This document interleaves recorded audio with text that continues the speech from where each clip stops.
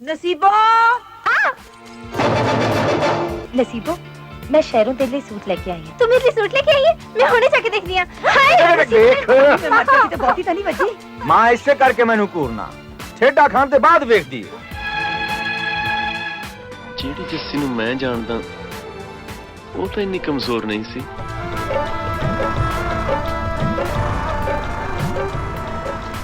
ਇਹ ਕੌਣ ਸੀ?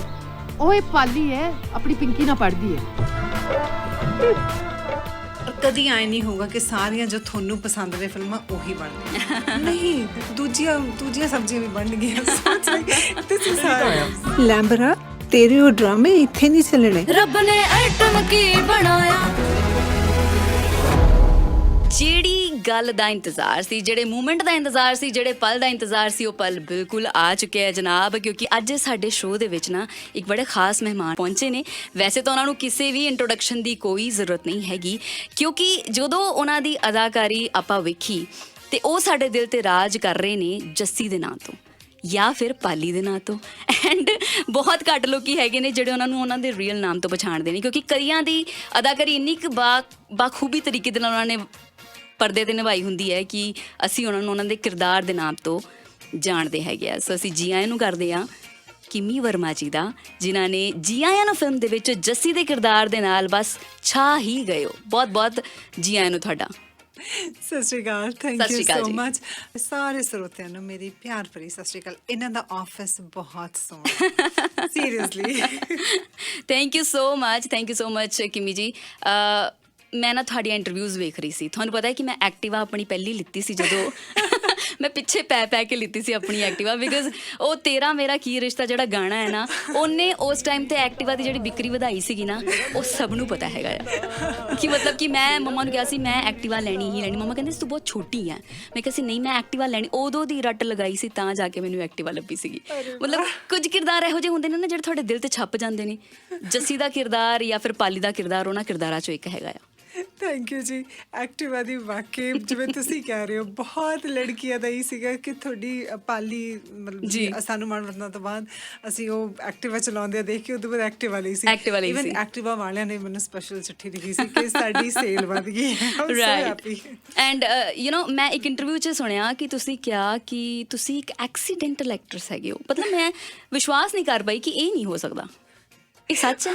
ਬਿਲਕੁਲ ਸੱਚ ਹੈ। ਮੇਰਾ ਕਦੇ ਪਲਾਨ ਨਹੀਂ ਸੀ ਜ਼ਿੰਦਗੀ 'ਚ ਕਿ ਮੈਂ ਐਕਟਰੈਸ ਬਣਨਾ, ਮੈਂ ਹੀਰੋਇਨ ਬਣਨਾ ਜਾਂ ਫਿਰ ਮੈਂ ਕੁਛ ਇਹੋ ਜਿਹਾ ਕਰਨਾ ਮੀਡੀਆ ਦੇ ਨਾਲ, ਬਿਲਕੁਲ ਵੀ ਨਹੀਂ। ਅਤੇ ਓਨੈਸਟਲੀ ਜਦੋਂ 10th 'ਚ ਪੜ੍ਹਦੀ ਸੀ ਉਦੋਂ ਮੈਨੂੰ ਨਸੀਬੋ ਦਾ ਵਿੱਚ ਰੋਲ ਕਰਨ ਦਾ ਮੌਕਾ ਮਿਲਿਆ। ਨਸੀਬੋ ਦਾ ਕਿਰਦਾਰ ਦਾ ਵਿੱਚ ਵੈਰੀ ਸਟਰੋਂਗ ਕੈਰੈਕਟਰ। ਅਤੇ ਨਹੀਂ ਮੇਰਾ ਕੋਈ ਪਲਾਨ ਨਹੀਂ ਸੀ, ਤਾਂ ਵਾਕਈ ਐਕਸੀਡੈਂਟਲੀ ਹੀ ਸਾਰਾ ਕੁਛ ਮਿਲਿਆ। ਅਤੇ ਮੈਂ ਬਹੁਤ ਧੰਨਵਾਦੀ ਹਾਂ ਪਰਮਾਤਮਾ ਦੀ ਕਿ ਮੇਰੇ ਮੂਹਰੇ ਇੰਨੇ ਸੋਹਣੇ ਪ੍ਰੋਜੈਕਟਸ। ਮਤਲਬ ਇੱਦਾਂ ਕਿੱਦਾਂ ਹੋ ਸਕਦਾ ਹੈ ਕਿ ਤੁਸੀਂ ਸੋਚਿਆ ਹੀ ਨਹੀਂ ਔਰ ਤੁਹਾਡੀ ਪਹਿਲੀ ਫਿਲਮ 'ਚ ਤੁਹਾਡੀ ਅਦਾਕਾਰੀ ਵੇਖ ਕੇ ਲੱਗਦਾ ਹੀ ਨਹੀਂ ਕਿ ਤੁਸੀਂ ਯੂ ਨੋ ਐਕਟਿੰਗ ਸਿੱਖੀ ਨਹੀਂ ਹੈ। ਅੱਜ ਕੱਲ੍ਹ ਤਾਂ ਜਿਹੜਾ ਵੀ ਐਕਟਰ ਬਣਨਾ ਚਾਹੁੰਦਾ ਹੈ ਐਕਟਿੰਗ ਸਿੱਖਦਾ ਆ ਪਹਿਲਾਂ, ਫਿਰ ਇਸ ਫੀਲਡ ਦੇ ਵਿੱਚ ਆਉਂਦਾ ਆ।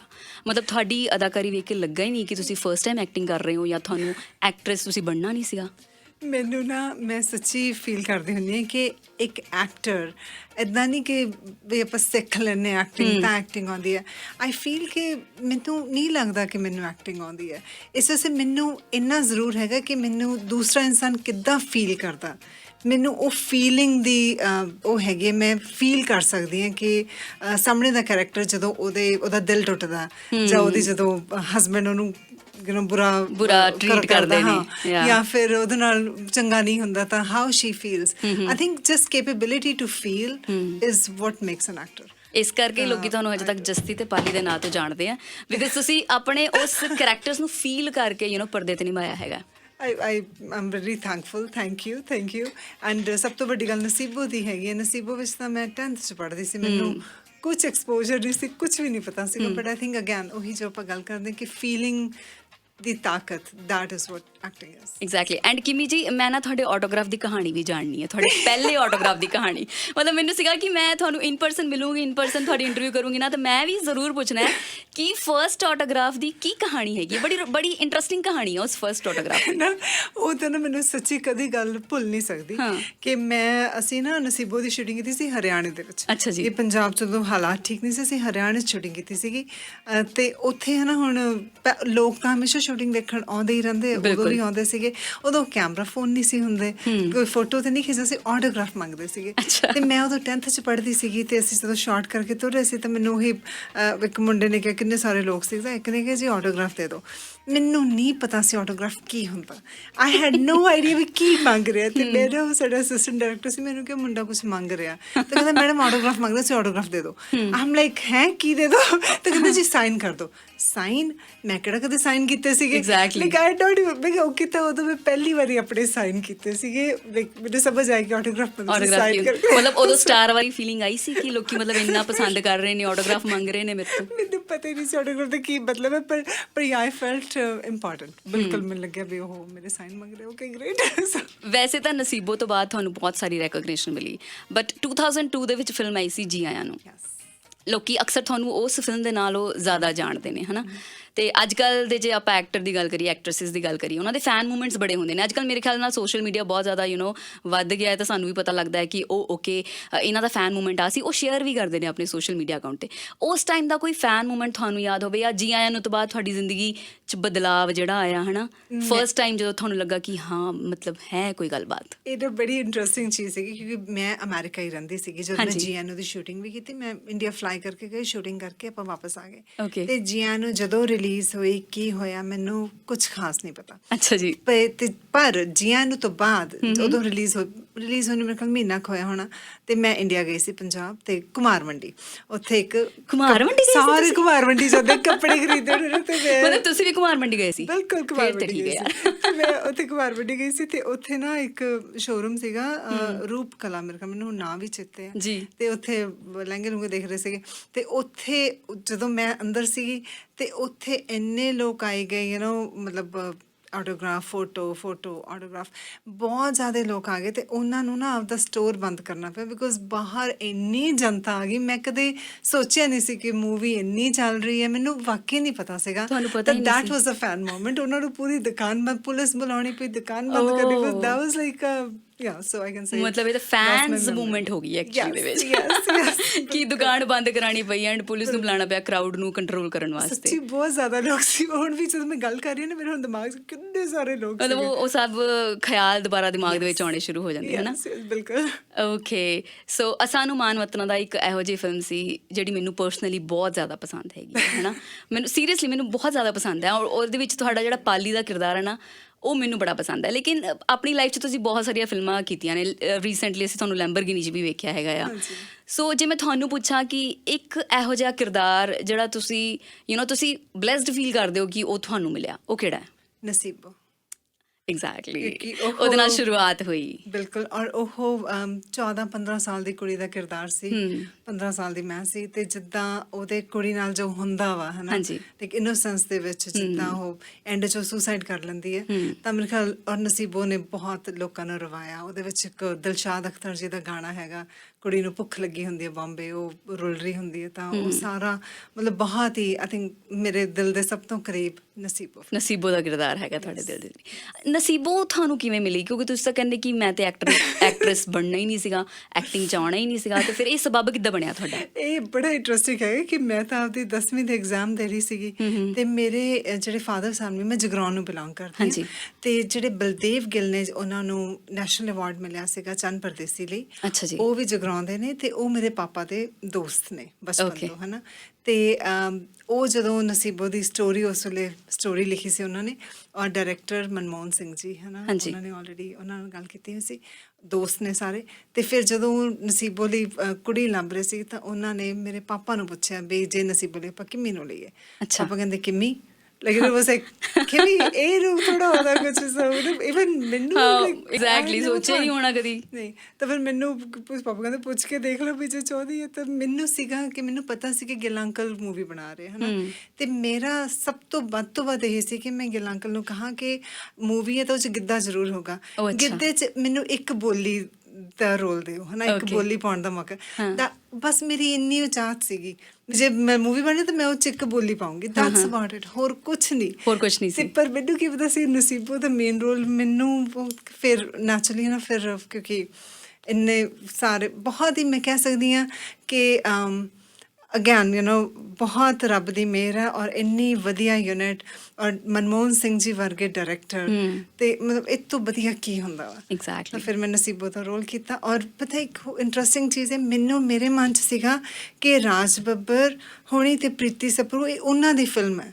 ਮੈਨੂੰ ਮਤਲਬ ਸਟੋਰੀ ਦੀ ਸਮਝ ਵੀ ਨਹੀਂ ਸੀਗੀ ਰਾਈਟ ਤੇ ਮੈਂ ਉਹਦੇ ਵਿੱਚ ਰਾਜ ਬੱਬਰ ਸਾਹਿਬ ਦੀ ਭੈਣ ਦਾ ਰੋਲ ਕਰ ਰਹੀ ਹਾਂ। ਮੈਨੂੰ ਬਾਅਦ ਵਿੱਚ ਜਦੋਂ ਮੈਂ ਸਾਰੇ ਦੇਖੀ ਪਤਾ ਲੱਗਿਆ ਨਹੀਂ ਸਟੋਰੀ ਤਾਂ ਮੇਰੇ ਤੇ ਹੈ ਸਾਰੀ। I don't even know. Exactly ਮਤਲਬ ਤੁਹਾਨੂੰ ਪਹਿਲਾਂ ਹੀ ਇੱਕ ਇੱਦਾਂ ਦੀ ਕਰੈਕਟਰ ਓਰੀਐਂਟਡ ਫਿਲਮ ਦੇ ਨਾਲ ਤੁਹਾਡੀ ਪੰਜਾਬੀ ਇੰਡਸਟਰੀ ਦੇ ਵਿੱਚ ਸ਼ੁਰੂਆਤ ਆਲਰੇਡੀ ਹੋ ਚੁੱਕੀ ਹੈ ਨਾ, ਔਰ ਉਸ ਤੋਂ ਬਾਅਦ ਹੌਲੀ ਹੌਲੀ ਹੌਲੀ ਕਰਕੇ ਪੌੜੀ ਚੜ੍ਹਦੇ ਗਏ ਇੱਥੇ ਤੱਕ ਪਹੁੰਚੇ ਹਾਂ ਹੁਣ ਆਪਾਂ।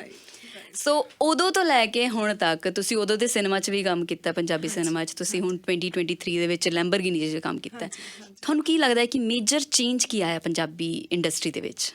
ਆਈ ਥਿੰਕ ਸਮੇਂ ਦੇ ਨਾਲ ਹੁਣ ਬਹੁਤ ਪ੍ਰੋਗਰੈਸ ਆ ਗਈ ਹੈ। ਬਹੁਤ ਕਈ ਸਬਜੈਕਟ ਬਹੁਤ ਵਧੀਆ ਸਬਜੈਕਟ ਵੀ ਬਣਦੇ ਆ, ਬਹੁਤ ਅੱਛਾ ਕਰਦੇ ਨੇ ਔਰ ਬਹੁਤ ਹੀ ਇੱਕ ਤਾਂ ਫਾਸਟ ਹੋ ਗਿਆ ਸਾਰਾ ਕੰਮ। ਹਾਂਜੀ ਬਹੁਤ ਹੀ ਫਾਸਟ, ਬੜਾ ਹੀ ਫਾਸਟ ਹੋ ਗਿਆ। ਜਲਦੀ ਬਣ ਜਾਂਦੀਆਂ ਫਿਲਮਾਂ, ਬਹੁਤ ਜਲਦੀ ਬਣ ਜਾਂਦੀ ਔਰ ਅੱਛਾ ਲੱਗਦਾ ਦੇਖ ਕੇ ਕਿ ਇੰਨੀ ਤਰੱਕੀ ਹੋ ਗਈ ਹੈ। ਔਰ ਇਹ ਜ਼ਰੂਰ ਹੁੰਦਾ ਕਿ ਜਦੋਂ ਆਪਾਂ ਮੂਵੀ ਬਣਾਉਂਦੇ ਹਾਂ ਤਾਂ ਉਹਦੇ ਨਾਲ ਕਈਆਂ ਨੂੰ ਕੰਮ ਮਿਲਦਾ, ਸਿਰਫ ਐਕਟਰਸ ਦੀ ਗੱਲ ਨਹੀਂ ਹੁੰਦੀ। ਦਾ ਓਵਰਆਲ ਰੋਜ਼ਗਾਰ ਕਿੰਨਿਆਂ ਨੂੰ ਮਿਲਦਾ ਮੀਡੀਆ ਦੇ ਵਿੱਚ ਤੇ ਮੂਵੀਜ਼ ਬਣਾਉਣ 'ਚ ਕਿੰਨਿਆਂ ਦੀ ਹੈਲਪ ਹੁੰਦੀ ਹੈ। ਸੋ ਫੀਲਸ ਗੁੱਡ। ਤੇ ਹੁਣ ਹੋਰ ਜ਼ਿਆਦਾ ਹੁਣ ਤਾਂ ਇੰਨੀ ਤਰੱਕੀ ਹੈ ਪੰਜਾਬ 'ਚ movies the, it's really nice. Recently ਕੋਈ ਪੰਜਾਬੀ ਫਿਲਮ ਦੇਖੀ ਹੈ ਲੈਂਬਰਗਿਨੀ ਤੋਂ ਇਲਾਵਾ? ਕਲੀ ਚੋਟਾ ਕਿਵੇਂ ਦੀ ਲੱਗੀ? ਬਹੁਤ ਅੱਛੀ ਲੱਗੀ, ਕਿਉਂਕਿ ਬੜੇ ਵੱਖਰੇ ਜਿਹੇ ਟੌਪਿਕ ਤੇ ਬਣੀ ਹੋਈ ਸੀ। ਬਹੁਤ ਵਧੀਆ ਲੱਗੀ। ਮੈਂ ਬਹੁਤ ਵਿਮਨ ਐਮਪਾਵਰਮੈਂਟ ਤੇ ਉਹਨਾਂ ਤੇ ਬਹੁਤ ਜ਼ਿਆਦਾ ਅਟੈਚਡ ਹਾਂ ਸਾਰੇ ਲਈ। ਔਰ ਔਰਤਾਂ ਆਪਾਂ ਹੋਰ ਜਗ੍ਹਾ ਤੇ ਬੌਰਨ ਹੋਏ ਹਾਂ, ਆਪਣੇ ਪੂਰੇ ਹਾਲਾਤ ਡਿਫਰੈਂਟ ਰਹੇ ਨੇ, ਪਰ ਕਿੰਨੀਆਂ ਨੇ ਜਿਨ੍ਹਾਂ ਨੂੰ ਇਹ ਸਭ ਚੀਜ਼ਾਂ ਨਸੀਬ ਨਹੀਂ ਹੁੰਦੀਆਂ। ਤੇ ਕਲੀ ਜੋਟਾ ਆਈ ਥਿੰਕ ਬਹੁਤ ਕਲੋਜ਼ ਦਾ ਥਾੜ ਦੇ ਨੇ ਥੋੜਾ ਸੀਗਾ ਉਹ ਸਾਰੀਆਂ ਚੀਜ਼ਾਂ ਤੇ। ਐਗਜ਼ੈਕਟਲੀ। ਔਰ ਕਿੰਨੀ ਸੁਸਾਇਟੀ ਵਿੱਚ ਕਿੰਨੀਆਂ ਅਨਹੈਪੀ, ਕਿੰਨੀਆਂ ਰੋਂਗ ਚੀਜ਼ਾਂ ਵੀ ਨੇ। ਮੇਰੇ ਖਿਆਲ ਬਹੁਤ ਵੱਡਾ ਇਨੀਸ਼ੀਏਟਿਵ ਸੀਗਾ ਨੀਰੂ ਬਾਜਵਾ ਹੋਣਾ ਦਾ, ਵੈਰੀ ਵੈਰੀ ਨਾਈਸ। ਬਿਲਕੁਲ, ਨੀਰੂ ਬਾਜਵਾ ਐਂਡ ਸਤਿੰਦਰ ਸਰਤਾਜ ਜੀ ਬਹੁਤ ਮਤਲਬ ਨਿਖਰ ਕੇ ਸਾਹਮਣੇ ਆਈ ਉਸ ਫਿਲਮ ਦੀ ਕਹਾਣੀ, ਹੈ ਨਾ? ਬਿਲਕੁਲ। ਕਿਮੀ ਜੀ, ਤੁਸੀਂ ਕਿਹਾ ਕਿ ਤੁਸੀਂ ਐਕਸੀਡੈਂਟਲ ਹੀਰੋਇਨ ਬਣ ਗਏ, ਹੈ ਨਾ? ਲੋਕੀ ਬਹੁਤ ਮਿਹਨਤ ਕਰਦੇ ਨੇ, ਲੋਕੀ ਬਹੁਤ ਉਹਨਾਂ ਨੂੰ ਬਹੁਤ ਸਾਰੀਆਂ ਚੀਜ਼ਾਂ ਚਾਹੀਦੀਆਂ ਹੁੰਦੀਆਂ ਨੇ। ਇੱਕ ਬ੍ਰੇਕ ਦੀ ਉਹ ਗੱਲ ਕਰਦੇ, ਇੱਕ ਬ੍ਰੇਕ ਮਿਲਣੀ ਚਾਹੀਦੀ ਹੈ। ਮੈਂ ਤਾਂ ਇਹ ਵੀ ਸੁਣਿਆ ਕਿ ਤੁਸੀਂ ਬਿਊਟੀ ਪੈਜੈਂਟ ਵੀ ਜਿੱਤ ਚੁੱਕੇ ਹੋ, ਇੱਕ ਜਿਸ 'ਚ ਤੁਹਾਨੂੰ Femina Miss India beautiful hair ਦਾ ਖਿਤਾਬ ਮਿਲਿਆ ਸੀਗਾ। ਤੁਸੀਂ ਬਹੁਤ ਸਾਰੇ ਬਿਊਟੀ ਪੈਜੈਂਟਸ ਕਰਵਾਉਂਦੇ ਵੀ ਹੋ ਐਂਡ ਉਹ ਬੜੇ ਵੱਖਰੇ ਤਰੀਕੇ ਨਾਲ ਕਰਾਉਂਦੇ ਹੋ। ਜਿੱਥੇ ਆਪਾਂ ਬਿਊਟੀ ਪੈਜੈਂਟਸ ਦਾ ਦੇਖਦੇ ਕਿ ਇੱਕ ਰਾਊਂਡ ਤੋਂ ਬਾਅਦ ਐਲੀਮੀਨੇਸ਼ਨ ਹੋਣੀ ਸ਼ੁਰੂ ਹੋ ਜਾਂਦੀ ਹੈ, ਐਂਡ ਕਿਤੇ ਨਾ ਕਿਤੇ ਮੈਨੂੰ ਵੀ ਇੱਦਾਂ ਲੱਗਦਾ ਕਿ ਜਦੋਂ ਬੰਦਾ ਐਲੀਮੀਨੇਟ ਹੋ ਜਾਂਦਾ ਨਾ, ਉਹਦਾ ਮਤਲਬ ਬਹੁਤ ਡਿਸਕਰੇਜ ਹੋ ਜਾਂਦਾ ਆ।